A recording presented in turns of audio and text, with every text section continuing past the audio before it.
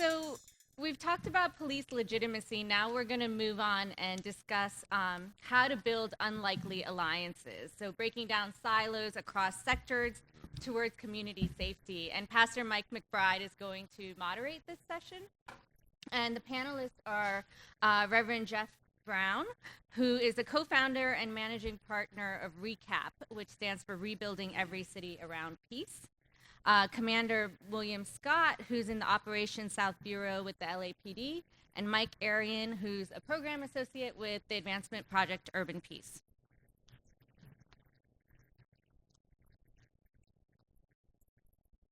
All right, so again, I'm hoping that we've all been able to really hear concepts and ideas that may be somewhat familiar, maybe a little challenging, but still altogether helpful in all of us moving this field into a more constructive and supportive way of building a more just democracy. Now, some of us certainly, I think, can be honest and say that we've been talked at a lot this morning. Somebody say amen, right? So what we're hoping to do during the second half of the day is really make an effort to try and create a more conversational space, meaning we'll probably do a little bit less of the kind of talking heads paradigm on the panel and in the audience, and imagine if we can discipline ourselves to shorter bursts of wisdom and experience, but that can allow us to actually build some momentum as we are continuing to try by the end of the day to create some common agreements and values that we all could imagine aligning ourselves around as we attempt to tell the truth about not only the present state of our police community partnerships, but how we can make them even more effective. Is that an acceptable proposal for us? So certainly I'll try to brief a little bit of our panel just so they'll kind of be prepared to try to not be tap into their internal, as Reverend Brown says, black preacher long-wittedness, amen, because we can all become intoxicated with the exuberance of our own verbosity from time to time. All right, so if we are serious that part of what we are attempting to do is to break down these silos and cross sectors, particularly around collaborations towards community safety, we thought it would be very helpful to bring some very real-time practitioners who are in the process of doing this and acknowledging that there are challenges, that there are tensions, but there are also successes. One of the things in the community that we certainly will struggle with is we always know what we want as the end result, but it's often hard to know when you're moving in the right direction and can you celebrate along the way. So we hope to try to lift some of that up. So we've already kind of given you a few questions. I'd love to start with Reverend Brown. In your experience over the years, can you talk just for a few quick moments on what has been the catalyst for these improved relationships with law enforcement across sectors, with community members? What has been the catalyzing agent to help you all be able to do that kind of work, both certainly in Boston, which is your kind of origin, but all across the country as well? Good afternoon, everyone. Let me try that again. Good afternoon, everyone. So I'm going to be as brief as I possibly can. I'm a Baptist minister, but I do want to acknowledge that Pentecostal ministers preach much longer than Baptist ministers. And better, somebody saying that. Lord have mercy. But anyway, I think the catalyst for the relationships that I've had over the stretch of years has been crises that have occurred in the community that we have turned into opportunity for better relationships, deeper dialogues, et cetera. For us in Boston, it was an invasion in a church during a wake in 1992, where a young man came in during the wake of this funeral. Rival gang chased him in, They shot up the church and stabbed this kid some 30 to 40 times in front of the altar. And although it produced an outrage from within the community, there were, in the subsequent clergy meetings, questions around what exactly happened and what was it that caused this. And so it prompted some of us to come outside of the four walls of our sanctuaries and meet the youth where they were. And as we started to do our night walks in that period of time, we found out that the youth weren't the only ones watching us on the streets, but there were these gang unit officers who were driving around in those, unmarked Crown Vic cars that everybody knows who they are. But they also had the opportunity to call us and say, we saw you on Algonquin Street at 1 a.m., and what were you doing there? And so we were telling them about what we were seeking to do. They were just beginning their community policing, and they wanted to be more meaningful than community meetings in which folks would talk about the lights that, street lamps that were out and the trash on the street and the noise, et cetera.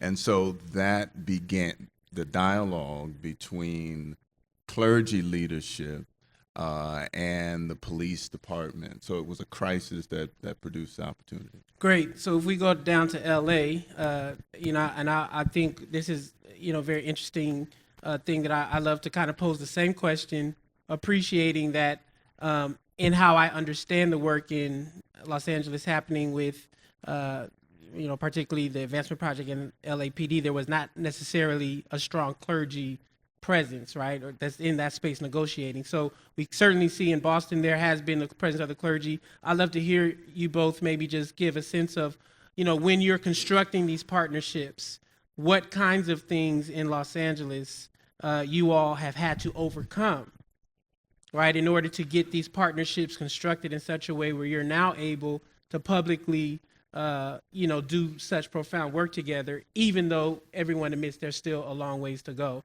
So I don't know which one of you will want to go first. And let me just set it up. The next question is going to be about race, all right, because we have not talked about race a whole lot in this conversation. But I just thought we start getting some of y'all ready, amen, because it's about to get hot in here, amen. But keep on all your clothes, but please go ahead and.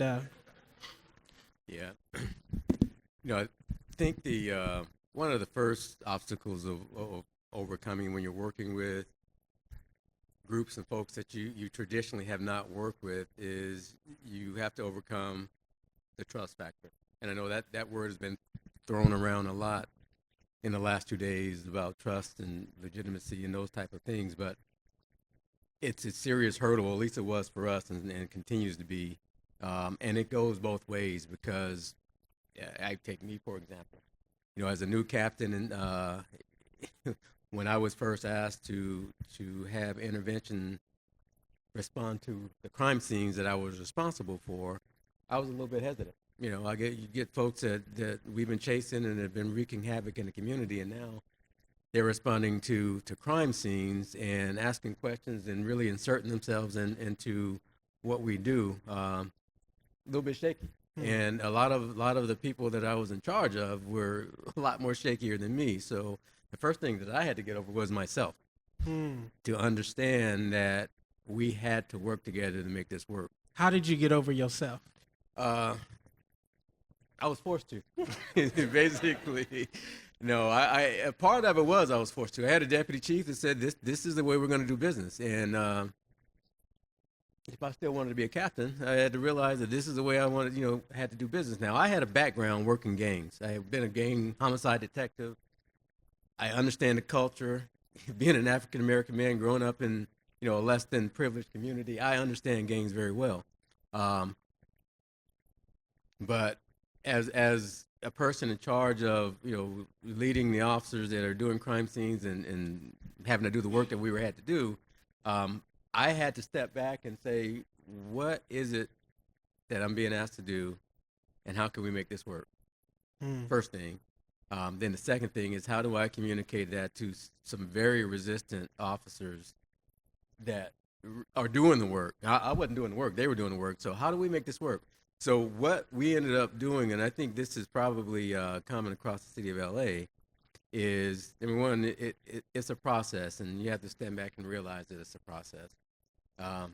This intervention work that we do together with former gang members and many of them, it just doesn't happen overnight. Those relationships, in many cases, took years to develop.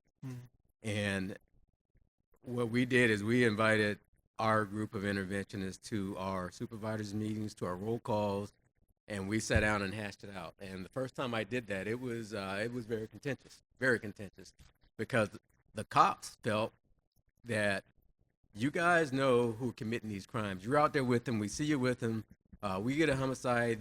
These guys are literally killing people in the community. You don't tell us. That's not their role. And a lot of us didn't understand that. That was not their role. And on the other hand, a lot of the interventionists were saying, we're done with that life, and you guys still don't believe that we're done with that life. And we get treated like hardcore gangbangers when we come out and we try to interact with you guys. And some of them, quite frankly, didn't want the interaction with us. I don't want to be seen with you in public. My life can be in jeopardy if I'm seen with you in public. So we really had to kind of craft what that relationship needed to look like. Let me just stop it right there. This idea, right, that law enforcement community members had to craft a different set of relationships, right, a different construction that did not presently exist, I think is one of the themes that I'm hoping we're trying to amplify here, right? That in order for these partnerships and these silos to be addressed and redressed, it requires a certain commitment of collaboration to construct something new, right? Brother Mike, can you maybe just speak from the community side? How have you been able to contribute to this process? Well, I'm going to start off with the culture is completely different in the Latino communities. The trust is not at the same level as Southeast. I think we speak a lot about Southeast. When you go to the East Side, you're dealing with a totally different culture. And the culture is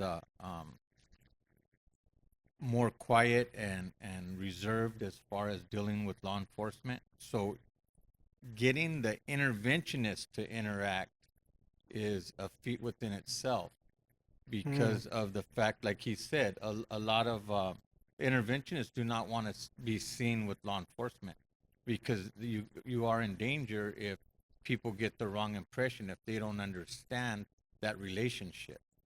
So dealing with that culture, it's a little harder in the sense that they deal with a different politic. And when I speak about politics, it's a overall community politics, prison politics, and there's other issues that come into play.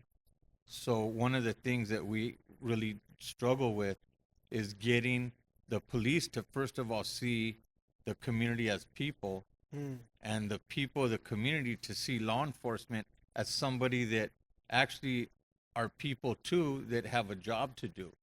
And I think that's the beginning of building those relationships. So I don't think we're as far along as the African American community, to be real. I know that for a fact, but I think it's something that we just have to keep working towards, because we're talking about generations. I'm a former gang member, third generation. So when you look back, I saw in my life that had to be broken somewhere, and so I broke that generational mold, I should say.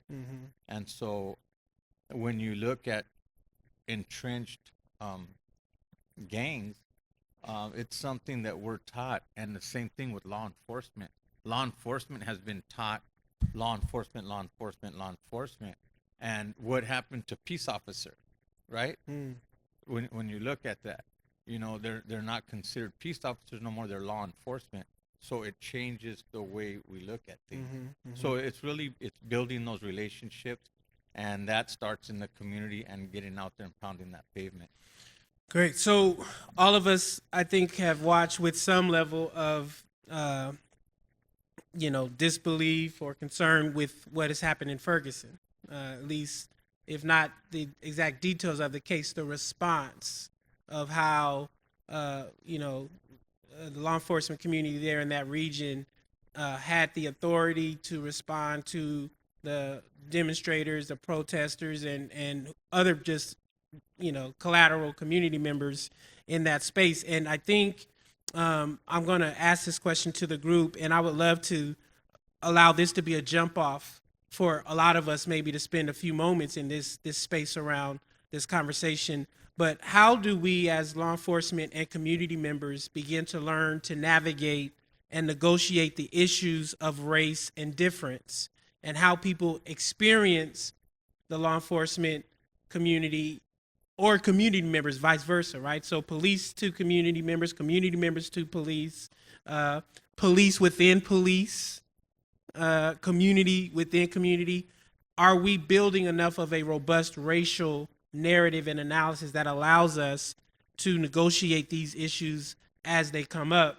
Because clearly, when all hell breaks loose, race is usually the first default many of us go to as we attempt to explain it, and they could be very stereotypical kind of racial analysis or nuanced racial analysis. But I love to begin to impose or introduce a conversation around race, and would love to give you all the first bite at the apple, and then begin to open us up to a little bit of a conversation to gather some collective wisdom. As we build these partnerships, as we work cross-sector, how do we negotiate issues of race? How have you done that? What are concrete examples of successes and failures that perhaps we can learn from? We'll start with you, officer, and maybe just go right down the line, and then love for folks to begin to start lifting hands, and we'll try to create a little bit of a conversation about that. Yeah, the basic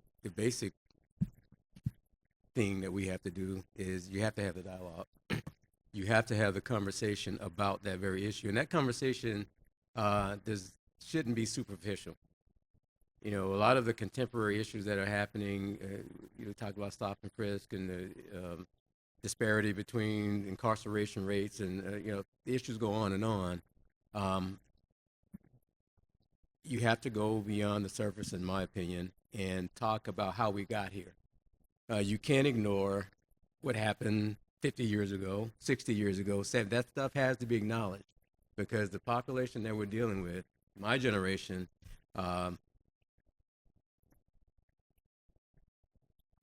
we were kids when a lot of these things were happening, but I heard the stories from my aunts, my uncles, my parents, my brothers and sisters, and I experienced some of that. So if we pretend that those things didn't happen, or try to leave that out of the narrative of the conversation, I think we serve ourselves, it's an injustice, because to have an honest conversation, you have to acknowledge why people feel the way they feel.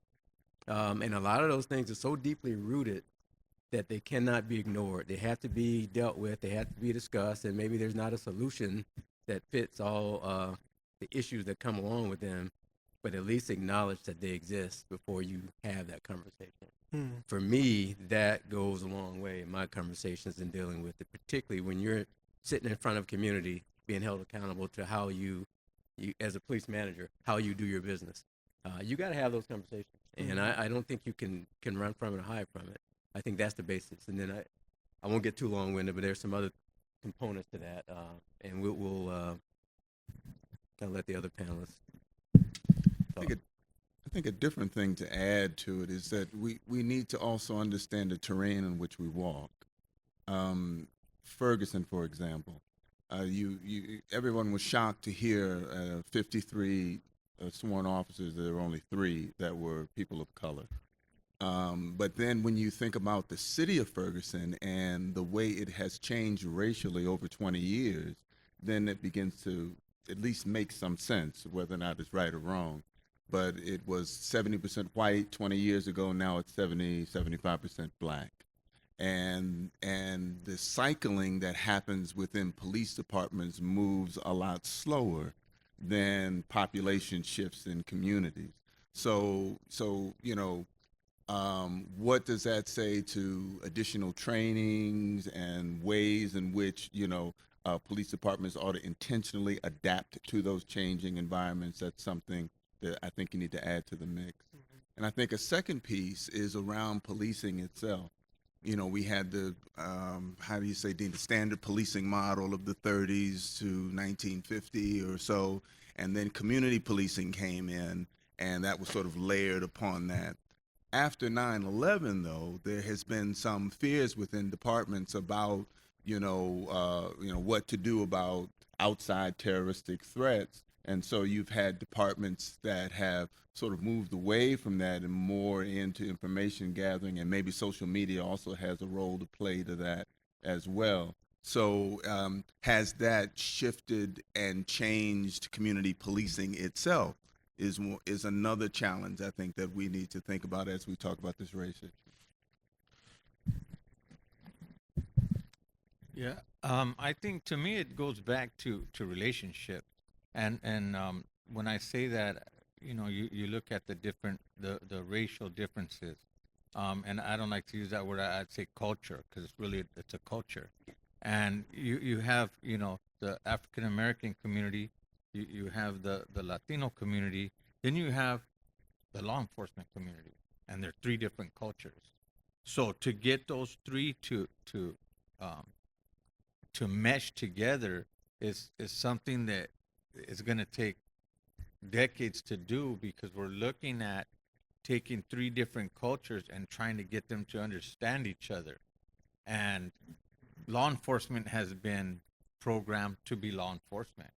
And it's the same thing in all the different cultures. We're programmed from kids, It's not something that happens overnight. It's something, I didn't like wake up one day and say, hey, I'm going to be a gang member.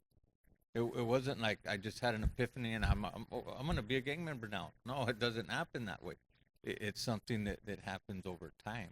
And I truly believe that the racial divide is never going to be conquered unless we begin to start understanding and want that change. Because change doesn't just happen, it has to be wanted. And if we get uncomfortable enough with the situations that we're in, I believe that will help to open everybody's eyes to see that we should just be able to see ourselves as one. Great. Go ahead. I want to comment on that and piggyback on it.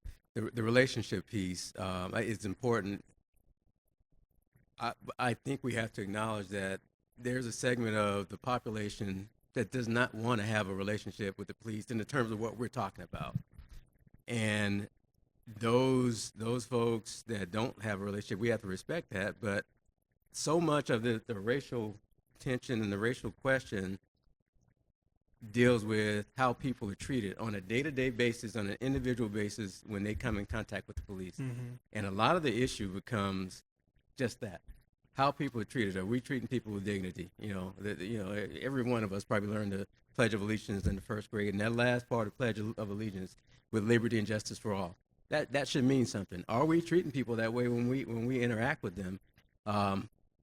That transcends relationships, because those are the stories that are passed along when we have a situation like we just saw recently. Those are the stories that are passed along that frustrate our communities of how they're treated when they're stopped, when they're interacting with the police. Are we treating them with dignity? Are we being courteous? Are we being professional?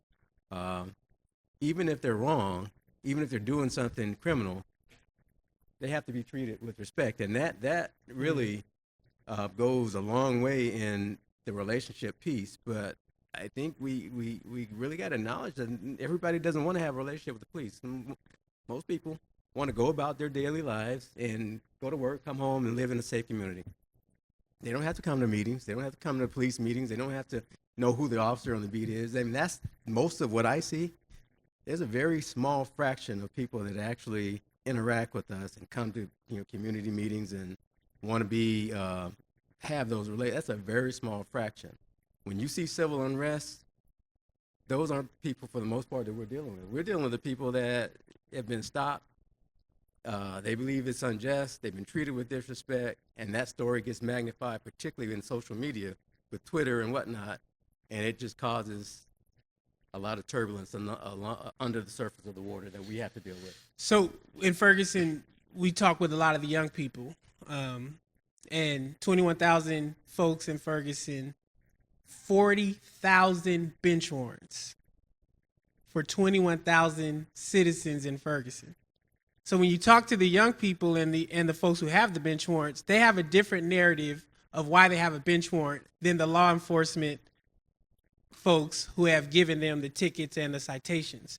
And part of what I think we are wanting to, have some courage about having a little bit of a conversation, not trying to solve it here, but realizing that if it is indeed the case that we are, as Thomas Apt and others have been saying, some of the best, the brightest, the colleagues in the room, meeting regularly, building relationship with each other, know what the aspiration of law enforcement community partnerships are about. If we can't have the courageous conversations to try to figure out how do we learn to talk about those competing narratives, how do we ever expect folks in real time to be able to do that, right?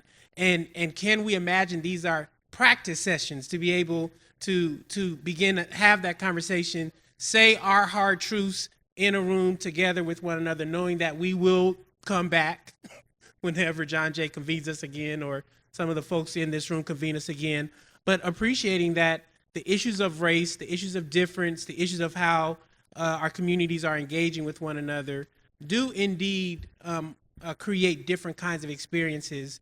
I love to hear maybe in another kind of question to us as a crowd and as an audience, what gets in the way of us being able to have these kinds of conversations with one another in ways that are transformative and powerful, since we all know that community and policing partnerships are critical.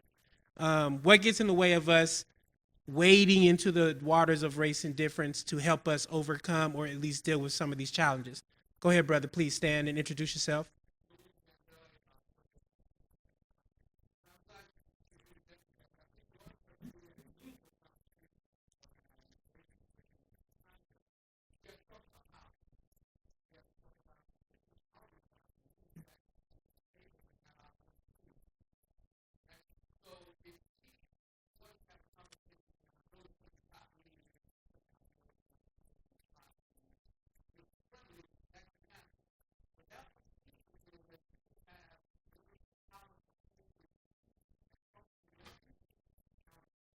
Mm-hmm.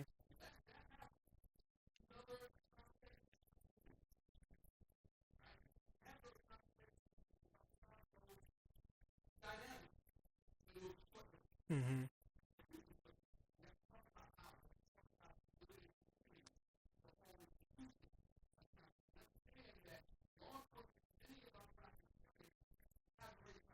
Mm-hmm.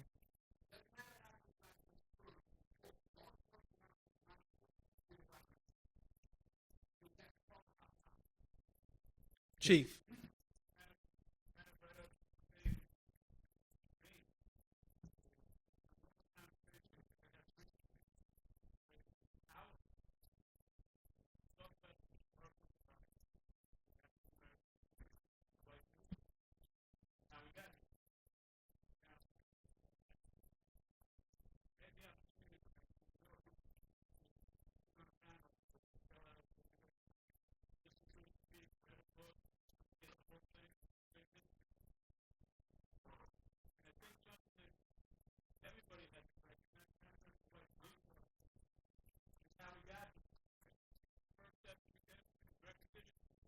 Mm.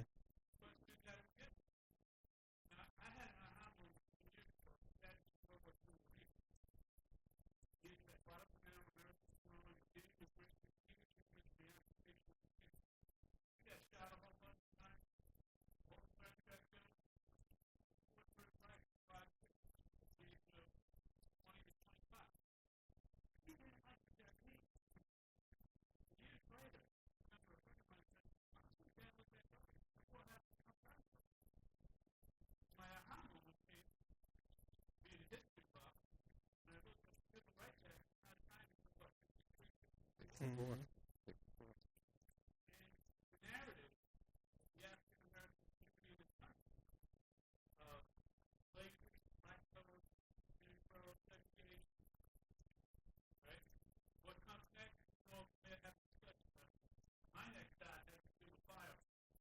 Mm.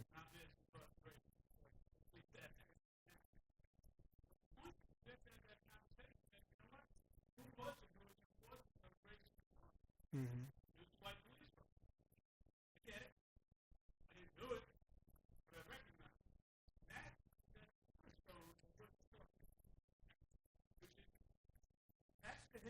Mhm. Mhm. So right. So I hear a conversation about power and a conversation about history. Right. Let's start to bring to the surface what are some things that we know we need to begin to address. So I'll go to my sister here, then I'll go to the back, then I'll come up here, then I'll go back there. So Dolores Jones Brown, John J. College Center on Race, Crime, and Justice. I'm looking at the panel. It's a men of color panel. So my question is, what role for white police officers? Mm. What role for women police officers? And what role for white offenders? Mm. My God, today. When you say role, Oh, hold on one second. You got a clarifying? Mm-hmm.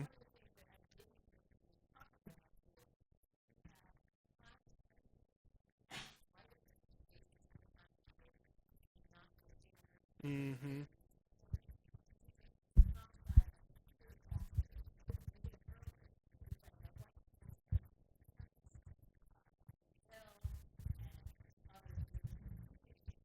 And they're always taken alive.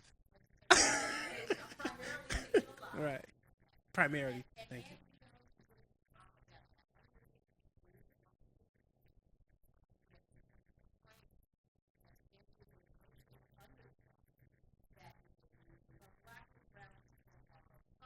Mm-hmm.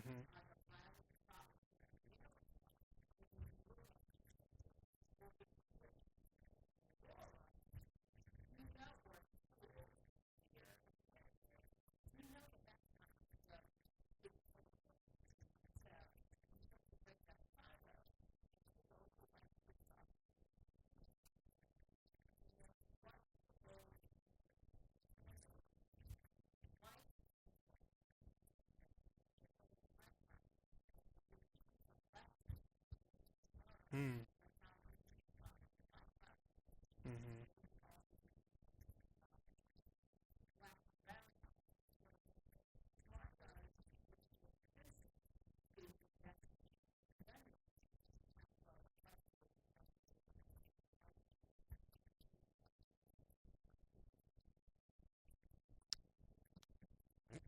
Points well taken.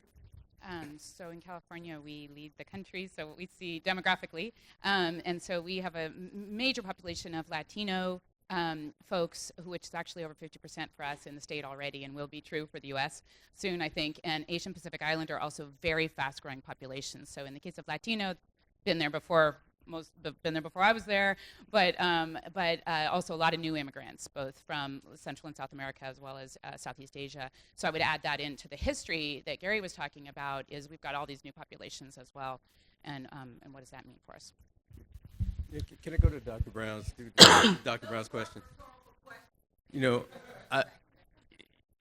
and that's a very complex question in my opinion. And I think the roles, when you say what roles for the female police officer, for the black police officer, you name anything that's non-white, I think one of the roles is bring their perspectives to the game, because I don't care how much training you have. A person that grew up in a situation different from me, that's a different race, is not going to have my perspective. They're just not. We can go to the same training and we can do all the same things, but they're not going to have my perspective. And perhaps my ability to relate to some of the issues that people like me, African American males, have to go through.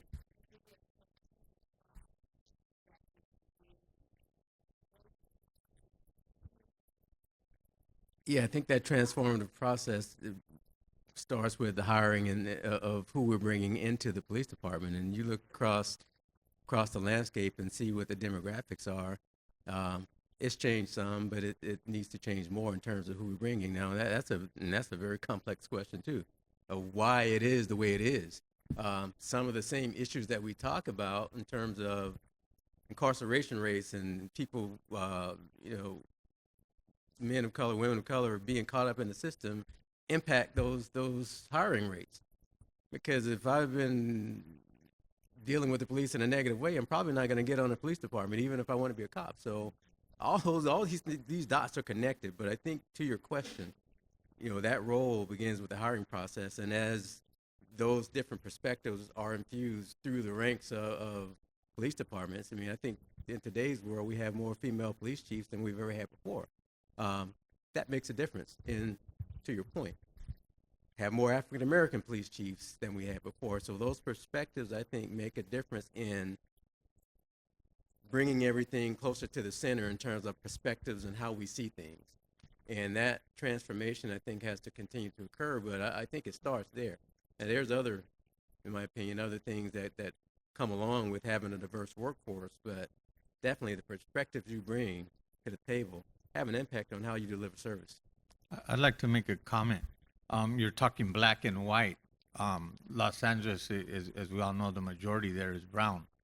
And my experience, not stats, not something that I read in a book, my experience is 98% of the time when you get stopped by a Latino officer, they're the biggest idiot in the car. The white cops are cool, the black cops are cool. It's the Latino that seems like he has to prove himself to the other officers that he's not showing any bias or any type of impartiality or whatever it may be. So those are usually the ones that give you the worst time. I can't speak for African Americans, but that's my experience.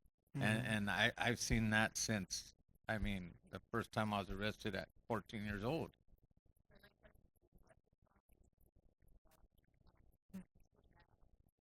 All right. That's a good So question. I almost wrote an op-ed called "We Need More Snitches" for the police, right? Internal to the police department. I didn't publish it because I know I was coming here. I didn't want y'all. No, I'm just like, but the idea is there a culture or mechanism, and who holds that within law enforcement agencies to actually police itself? One of the most fearful moments in Ferguson for me and a number of us there was that it was clear there was no one policing the police. Their tactics, the way that we were out there so vulnerable. And I think part of one of the things that we want to, many of us who were there coming out, and we've been talking with folks from the Department of Justice and others, how do we create a culture not only inside communities that have, challenges with crime, but even within our law enforcement agencies? What is the responsibility to create accountability that does indeed, like in Berkeley, one of my mentors, a former police captain, and he said no one could work on my unit if they were a racist cop, and they knew that, and they would get pushed out. That kind of explicit declaration for him to be able to say that in a community meeting, I think are things that would build those community partnerships, because many folks in our communities just don't hear that enough. It may be assumed by many folks in the law enforcement community, but many of us do not hear that enough. I saw Brother App's hand, and then I saw my brother's hand, and we're running up, I think, about 10 more minutes, so I may try to include one more question, but I think we're loving the conversation. Oh, I'm sorry. I don't want no problems from Rosie, Washington. So go ahead, Rosie, then I'll go to Thomas App, and then I'll go to my brother in front, please. That's how you take your power. So going back to the original question of why it's so hard to have fruitful race conversations, I think it's the fact that we have race conversations without having race conversations, right? So even in this moment, we talk about race as this complex meta level thing, and then we talk about, like, we all have biases and we all have, stereotypes and things that are embedded in us, but we don't talk about how those things play out even in the work that we do. So even when the sister acknowledges there's no women on the panel, or that there's biases in the workplace, or, when we zoom past it, right? So race is this, let's hurry up and say what we have to say and move past it. But I think sitting in the tension of how me looking at a white chief, right, coming from where I come from, that I don't trust police, or, how does that play out in the work that I'm supposedly doing on the ground? How does that translate to the rest of the community? How our individual biases blockade the work that we say we are trying to do. And then secondly, this question of intersection, like there is more than just racial things at play when we're talking about humanity. So the devaluing of black life, the devaluing of brown life, but then to be a black woman or to be a woman of color in any way, or to be, a different of a different faith tradition than Christianity. All of those things add up to how we treat one another. And if we're not dealing with the intersections of self, then we're not dealing with the core question of race. Great. This just goes to We have a feeling. I'll the come back to professor's you guys. comment about how white men in law enforcement or criminal justice might respond. I don't think this is anything that any of the white men in this audience don't know, but it's a message that needs to be carried to more white men in the field, which is simply that if someone calls you racist, if you work in this field, given this field's history, you cannot shut down. You must continue to engage. You don't have to agree, and you can disagree and you can talk, but you can't just be offended and walk away. And I think that that's extremely important. Right. You don't. But let me just say, you don't have to credit it. I was in Detroit when I was working on the National Forum on Youth Violence Prevention, and we were having a community meeting, and a member of the Nation of Islam said, the first thing you have to do is stop the CIA from selling crack in my neighborhood and get all of these, and he named about 10 conspiracy theories, none of which I personally believe in. But he was extremely upset. And so I basically said, okay, on the whole crack CIA thing, agree to disagree. But let me talk about what we're doing as an administration in terms of the Second Chance Act, in terms of justice reinvestment, in terms of trying to change the system. Maybe it's not enough for you.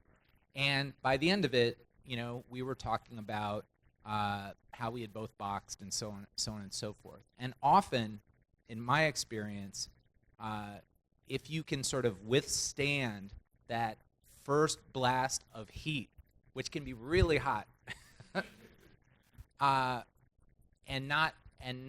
stay there, you can often have a productive conversation after that.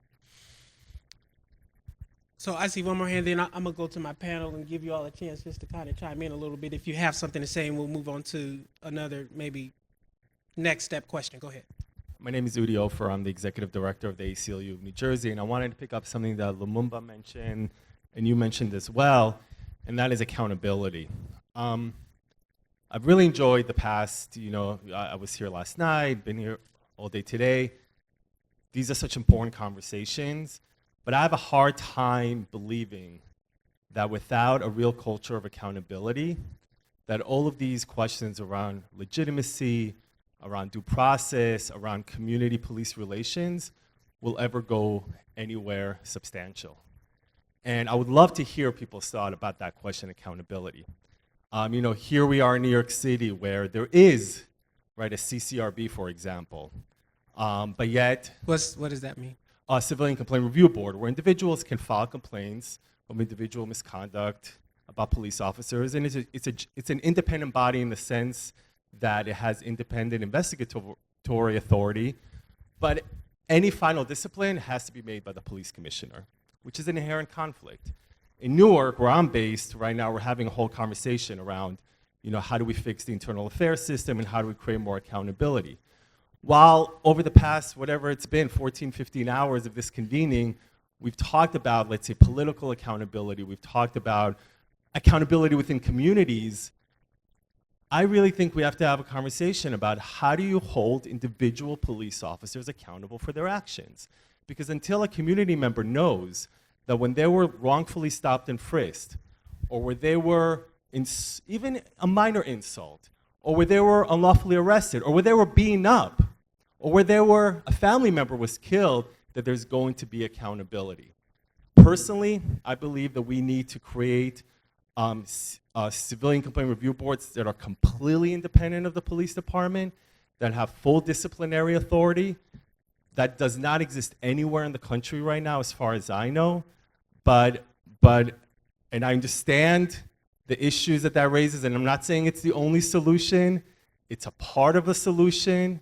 It has to be part of a bigger reform package. I get it. I'm not suggesting that it's the only solution. And I also understand the concern around taking away the power of the police commissioner, which is incredibly important. But there are ways to do it. The not going to happen thing is not convincing to me, because then what's the point of having these convenings unless we start talking about things that we want to happen? But I believe that's a conversation we need to have. Go ahead, Dr. Rice, please. My friend, I'm Connie. It's good to meet you. We are both civil rights lawyers, and I would debate you on that last point. I absolutely agree that there's insufficient accountability and that there has to be an accountability system. But my experience with cops is that you're never going to have jurisdiction over their internal operations. They just won't let you have it. What they will let you do, if you choose the right chief, you can really ride shotgun with them, and you can make a co-decision with them. But you're never going to be able to have authority over police. They have to run themselves. They're a tribe, and they will not allow anybody from the outside to rule them. And then you get much more buy-in if you ride shotgun. Now, the trick is to create the relationship with the chief. If he's the one who actually rules on discipline in your system, and create that deep trust there. And then you really can have impact on the decisions, and you'll see more accountability. But I don't know a single police force in the country where they allow civilians to control. Okay. Yeah. So maybe I'd love to maybe just give a couple of the chiefs an opportunity. This question about accountability. I don't know. I don't want to put anyone on the spot, but you've talked a lot, Chief. But I'm gonna come to you if no one else wants to talk. You are my brother. That's why I can tell you talked a lot, and you still gonna love me, right? Let me just say this. You want to talk about accountability? I am in charge of the Chicago Police Department. I do not have control of my disciplinary system, yet I am accountable for the behavior of my officers. There's a civilian police board that concurs with me 30% of the time. They don't understand the norms, the values, or the standards of the police department. It's a question about accountability. When we say accountability, that dot has to be connected with due process, because what is accountability without due process? We get back to the same thing that we're trying to avoid, that the police are being accused of doing in the community. So to have that conversation without talking about due process, I think is really an injustice, and it's a disservice, because it sounds good. It makes people feel good, but what does it really mean? Are we going to be patient enough to let due process take its course and then have sensible accountability? Or are we talking about chopping people off at the knees? That conversation has to be part and parcel to the other piece of that, or else it doesn't make sense. Told you it's getting hot, because I'm seeing hands like popcorn, folks shaking. Now we have about 5 more minutes, and I would love. So I'll respect, certainly. I'm coming. Just give me a second. I'm going to respect all the hands that are up. What I would love for folks to do as you're lifting your hands is to maybe give us a recommendation out of your experience around best practices that can allow us who are in the room to take away learnings that we could indeed put in place when we do return back to our local jurisdictions. Because again, if the truth of the matter is we are a learning community because we gather regularly together, then can we begin to put in place best practices that may allow this field to accelerate, and we are kind of the trailblazers of that, if you will. So my brother all the way at the back, then my sister, then my brother, then Tenny, and then my brother, and then we're going to be done. Please be as brief as you can, but bring recommendations as Thank well. you for the brother all the way in the back. I thought I was becoming invisible all of a sudden. You know, it's happened a few times. Just to put something out there, there's the norms have been written up there, and honesty is one of the value that has been lifted.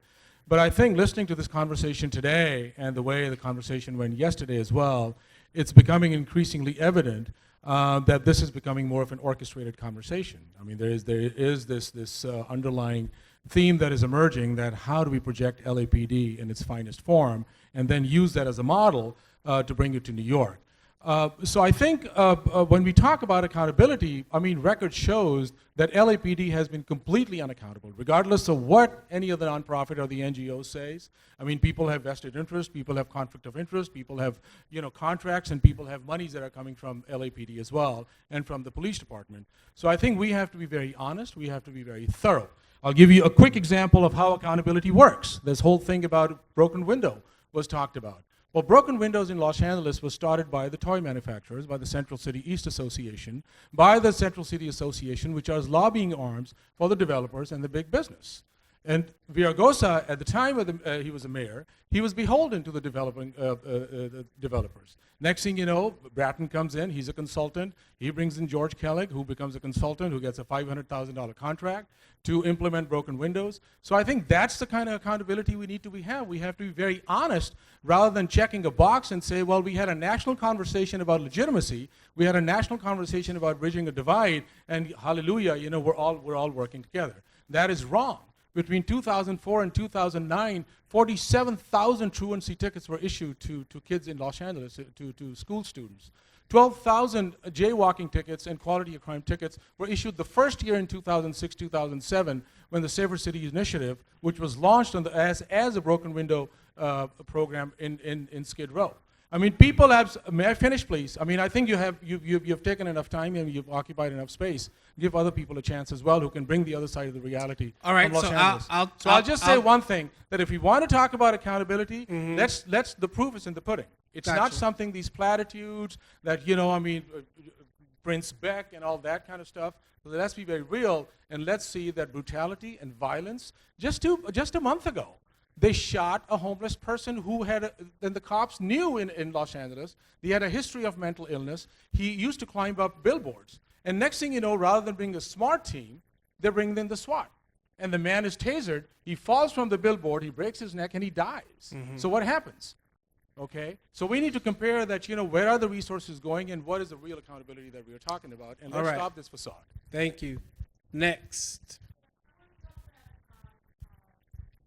Process a little bit, because I think that cops do deserve due process in the disciplinary process, including with regard to, you know, CCRBs, as well as internal investigations, as well as in court. But cops are indeed special. And so the same kind of due process rights that you and I may enjoy if we're accused of a crime should not be there for cops.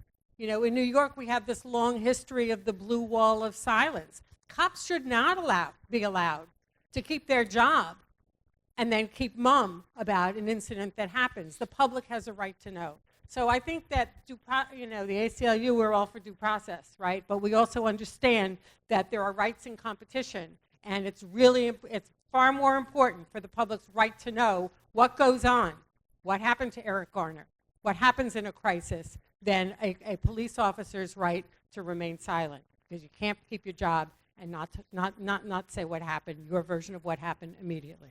So that's just part of it. And the other thing is, and here in New York, you know, we're faced with legislation that passed overwhelmingly in the state legislature, you know, that would make police discipline a subject of collective bargaining, a mandatory subject of collective bargaining, all aspects. I don't agree with that. I believe in unions, I believe in collective bargaining, but I believe that there are limits in terms of what rights police ought to have, and that those ought to be set as a matter of policy by the state legislature. But you asked for a recommendation? Thank you. So I have a recommendation. It's not about that, but it's related to accountability. No, it's big. which is, what every time, we do advocacy, we do organizing, we do policy reports, and we do litigation. Every time sometimes you can't get anybody to talk to you unless you file a lawsuit. I think we all agree with that, But what happens when you file a lawsuit or when somebody files a complaint with the CCRB, right, is that all of a sudden everything shuts down, right? So instead of looking at, oh, here's somebody who has 6 complaints against them, or here's a complaint that some cop, pushed somebody, in the context of writing a summons. Where is the internal mechanism to identify problems based on complaints against cops, apart from the investigation process, and apart from the legal process? Here in New York, if there is one, I haven't been able to find out. Okay, but it's kind of bizarre that an operation like the police department or like a police department would function without trying to do problem solving based on complaints about problems. So anyway, that's my recommendation, that there be a mechanism to independently investigate and come up with solutions to problems that are the subject of formal complaints. Thank you. My brother, and then I think we have 2 more, and then we're going to give our panel the last word. We're going to continue this conversation, I think, in the next session somewhat, so let's try to move quickly. Okay, full disclosure, I'm a Canadian. And I get that American exceptionalism is a real thing, but the truth is that there are examples outside of the US that police forces in this country could look to in terms of this question of accountability. And I'm speaking in specific reference to civilian complaint boards, for instance. So I totally get, Gary, your concern about command and control and being able to have disciplinary control over your subordinates. But there are other jurisdictions that recognize, because of the preeminent position that police have in terms of the power they wield, and in terms of trying to embody these concepts of legitimacy and transparency, that sometimes it's critically important to have an outsider come in and evaluate a particular instance of police violence. So for example, in Ontario, there's something called the Special Investigations Unit. As soon as there is a shooting that involves a police officer, automatically that investigation gets handed to the SIU. This is a civilian agency. Granted, it's composed often of investigators that used to be police officers, but they make a point that any police officer, ex-police officers who's tasked with the investigation doesn't investigate a police officer from the force they used to serve with. So there is like checks and balances that you can incorporate into an entity that would be separate from the police to investigate issues like what happened in Ferguson. So in order to build community trust, the community has to feel like there is some sort of buffer between the people who have done this and the people who will hold them accountable. And so there are examples outside of the US that we could look to. The UK, others, they have civilian bodies and agencies that sometimes interfere with the command control structure that is, sort of really, people are really attached to it here in the US. And there are probably police cultural reasons for why that's the case. But if we can break through that and look at other examples outside of this country, that might help change the debate a little bit. Tenny, 30 seconds. My brother from Policy Link, 30 seconds. And then we're going to have to really end this and bring our next panel up. But we're going to try to keep this conversational. Oh, it's risky, but this conversational nature of our piece going. So I've been part of this group for quite a long time, and there is an additional group so I'll try and describe it. Let's say there's a change we need to inflict, and there's Martin Luther King, Advancement Project, and us, and there's the Malcolm X, and I'll call that you, the Malcolm X's, right? People will listen to Martin Luther King because there's an outside, more extreme Malcolm X. I mean it in the most positive. All right, let me try and explain, okay? That we have tried to make a change from really, people who had issues with police, we tried changing internally, building relation with the police, and build bridges with those in the police who now had an opportunity to reach that bridge. But when you build a bridge, we are at risk that we can be co-opted. We need voices that are a little bit more outside of us that still could put the pressure that you are not happy in yet. With all the changes we described in LA, Providence, in New York, there needs to be outside pressure, but it's not good enough yet, or it's not the whole show. And those are important continuum. We need to know where we fit on the continuum. I am on the continuum somewhere in the middle as a bridge builder. But I'm glad when there's groups that challenge the Providence police in a more vocal way than we do. We have a gentleman's agreement. Maybe it's not good, maybe it is. And we will not surprise them in the paper. We have a complaint, I will reach directly to the chief. But sometimes when it gets out of control, we need a group outside that start putting a more aggressive pressure like you have done. So I think we all fit on somewhat on a continuum where we do the work. There is a need sometimes. There's things you cannot do that we can because we have the internal relationship and affect change and invite and build change within law enforcement that you cannot do when you are yelling at them. But we also need you to be yelling at them. Okay, does that make sense? Policy link. Let's go here, and then and then we'll transition. No. Behind. Yeah. Hi, Chris Brown with Policy Link. I really wanted to go back to the conversation around race, and I wanted to add a little bit around class, because I think it is critical to this conversation about race, because I don't think it's a binary. Also, something the chief raised around recognition and historical recognition of the past, and having a conversation about all of these dynamics. How that translates. I would love to hear recommendations or thoughts or examples out there that have been able to cement some of these conversations. I feel there's plenty of conversations about race that we're having in the public discourse and the media. They may not lead to much, but we're having it. So I'm curious to know, how do we crystallize it to get to some type of progress? And specifically as it relates to police departments, the culture, the conversations that take place internally. What the $64 question is, what are we trying to get to? What is racial nirvana? I mean, what does that look like? That's a question. I mean, what does it look like? Seriously. I mean, we're always going to have the conversations, as the Chief McCarthy pointed out. we're always going to have that conversation, but what does that really look like? I mean, we can't dismiss slavery. We can't dismiss things that happened, in the South and during the '60s. All that stuff is never going to go away. So that's burned in our memories. It's burned in our children's memories. So what does it look like? What are we trying to get to? Mm-hmm. I think that process, in my opinion, is ongoing. It'll never end, and all we can do is keep having it and keep working at it. Because I don't think it's ever going to be a perfect situation in terms of race. It never has been in the history of the world.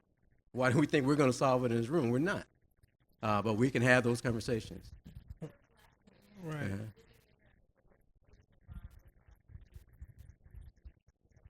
Can I just make a friendly amendment, right? Because I think this is precisely the question. And it's not a question to be answered in isolation. I think part of what we're trying to lift up is that the road to answering that question must happen in every one of our communities with the right constellation of people. I take your point very, very seriously. This panel is not diverse enough, right? So obviously to go home and replicate a conversation with only men of color will not get you to the destination. To only do it with people you like talking to will not get you to that destination. To only do it and not talk about power and not talk about class and not talk about history will not get you to that destination. So even in the not perfect expression of what we tried to do today, I'm hoping that it serves as a catalyst for how can we actually do this conversation better, knowing that the conversation must happen with a telos and in that I think are meta values, right? Democracy, life, liberty, the pursuit of happiness. But how do we work that out in real time? We believe that the community and police partnerships have to be forged in the fire of our local communities to make that happen. And I'm hoping that's one of the biggest takeaways we get from this conversation. So let us give our panel a hand and appreciate them. We're going to ask our next panel to come up.